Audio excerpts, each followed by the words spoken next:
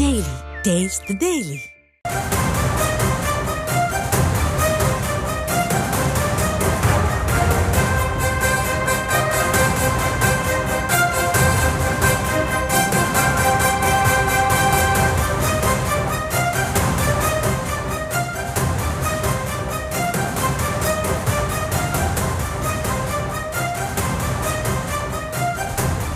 அண்மை செய்திகளை பார்த்து வருகிறோம். அதிமுகவுடன் கூட்டணி இல்லை என்பதில் விஜய் திட்டவட்டமாக இருப்பதாக தகவல் கிடைத்திருக்கிறது. இது தொடர்பான முழுமையான விவரங்களோடு இணைகிறார் எமது செய்தியாளர் ராஜேஷ். அவரிடம் பேசலாம். வணக்கம் ராஜேஷ், இது தொடர்பாக தாவேக வட்டாரங்கள் என்ன கூறுகிறது? விவரங்கள். பரிதா, வணக்கம். தமிழக வெற்றி கழகமும் அதிமுகவும் வரும் சட்டமன்ற தேர்தலில் கூட்டணி வைக்குமா என்ற ஒரு பேச்சுவார்த்தை அரசியல் அரங்கில் தற்போது அதிகம் பேசப்படும் விஷயமாக இருக்கிறது. எந்த கட்சியாக இருந்தாலும் இந்த விஷயங்களை அதிகமாக பேசிக் கொண்டிருக்கிறார். இந்த இரண்டு கட்சியும் இணையுமா, இணைந்தால் வெற்றி வாய்ப்பு எப்படி இருக்கும்? காரணம் 2011 அதிமுக தேமுதிக இணைந்த போது அது ஒரு பெரிய வெற்றியாக அமைந்தது. எனவே அது போன்று அமையுமா என்றெல்லாம் பேசிக் கொண்டிருக்கிறார்கள். ஆனால் சமீபத்தில் நடைபெற்ற தமிழக வெற்றி கழகத்தின் விழாவில் அக்கட்சியினுடைய முக்கிய பிரமுகர்கள் ஒருவராக இருக்கக்கூடிய ஆதவ் அர்ஜுனா பேசியிருந்தார். அவர் பேசும்போது இரண்டு விஷயங்களை சுட்டிக்காட்டி பேசியிருந்தார். அடுத்த 62 வாரங்களுக்கு விஜய் தான் எதிர்கட்சி தலைவராக செயல்படுவார் என்று சொன்னார். அது மட்டும் இல்லாமல் வெறும் 40-45 சீட்டு வாங்கிட்டு எம்எல்ஏ ஆவதற்காக நாங்கள் கட்சி ஆரம்பிக்கல, முதலமைச்சர் ஆவதற்காகத்தான் நாங்கள் கட்சி ஆரம்பித்திருக்கிறோம் என்று சொன்னார். இந்த ரெண்டு மெசேஜும் அதிமுகவிற்காக சொல்லப்பட்ட மெசேஜ் என்றுதான் அரசியல் விமர்சகர்கள் கருத்து தெரிவிக்கிறார்கள். அதிலும் குறிப்பாக எடப்பாடி பழனிசாமி அவர்களுடைய ஒரு ஈகோவை தொடக்கூடிய வகையிலே விஜய் தான் எதிர்கட்சி தலைவர், இனிமேல் 62 வாரங்களுக்கு அவர்தான் எதிர்கட்சி தலைவராக செயல்படுவார் என்றால், அதாவது அவரும் செயல்படுவார் என்றால் அதற்கு பொருள் வேறு. அவர்தான் இனி எதிர்கட்சி தலைவர் என்றால் அப்ப ஏற்கனவே எதிர்கட்சி தலைவராக இருப்பவர் யார், அவர் என்ன செய்ய போகிறார் என்ற ஒரு கேள்வி இயல்பாக எழும்.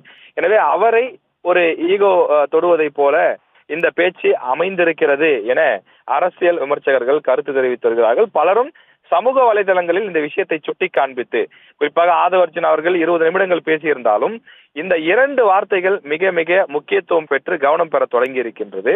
எனவே அந்த விஷயம் முக்கியமான விஷயமாக பார்க்கப்படுகிறது. எனவே இரண்டு கருத்துக்களை தெரிவிக்கிறார்கள். இந்த பேச்சின் பொருளில் இரண்டு விஷயங்கள் உள்ளது.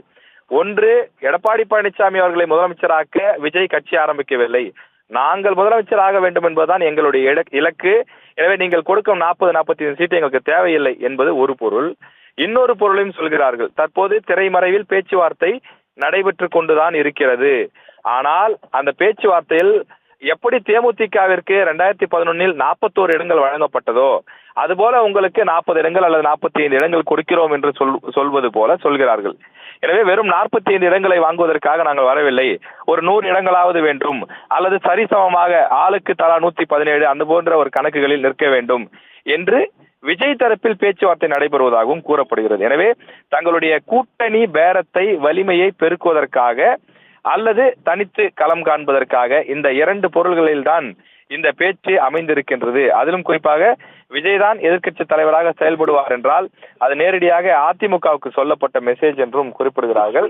எனவே இந்த இரண்டு கட்சிகளும் கூட்டணி அமைக்குமா என்றெல்லாம் பேசப்பட்டு வந்த நிலையில் இவருடைய பேச்சு, ஆதவ் அர்ஜுன் அவர்களுடைய பேச்சு, இதில் ஏதேனும் சிக்கல்கள் இருக்கின்றதா, இந்த பேச்சுவார்த்தை நடைபெறுகிறதா, இப்படி பேச்சுவார்த்தை நடைபெற்றாலும் அதில் சுமூகமான உடன்பாடுகள் இருக்கின்றதா என்ற சந்தேகத்தையும் எழுப்ப தொடங்கி இருக்கின்றது.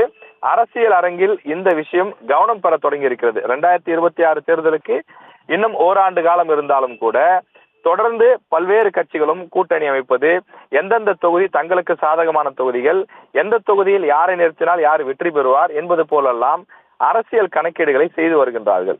அப்படிப்பட்ட சூழ்நிலையில் இந்த ஒரு பேச்சு கவனிக்கத்தக்கதாக பார்க்கப்படுகின்றது.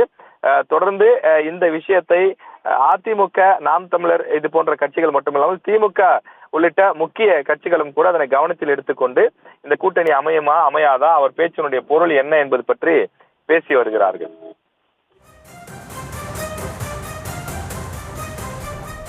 விவரங்களை வழங்கியமைக்கு நன்றி ராஜேஷ்.